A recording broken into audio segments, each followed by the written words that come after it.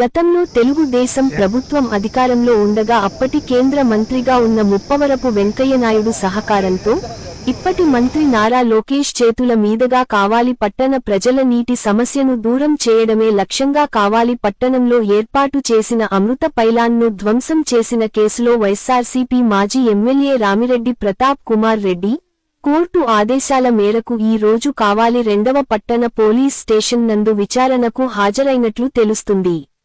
ఈ కేసులో 8వ ముద్దాయిగా ఉన్న మాజీ ఎమ్మెల్యే ప్రతాప్ కుమార్ రెడ్డి షరతులతో కూడిన బెయిల్ పై ఉండగా పోలీసులు నోటీసులు జరిచేయగా లాయర్లతో కలిసి విచారణకు హాజరైనారు. ఈ ప్రతాప్ రెడ్డికి ప్రధాన అనుచరుడుగా ఉన్న మరో ముద్దాయి మన్నెమాల సుకుమార్ రెడ్డి అప్రూవర్గా మారడంతో కేసు విచారణ వేగవంతమైనది. గతంలో పోలీసులు పలుమార్లు నోటీసులు అందచేసినప్పటికీ విచారణకు హాజరు కాలేదు.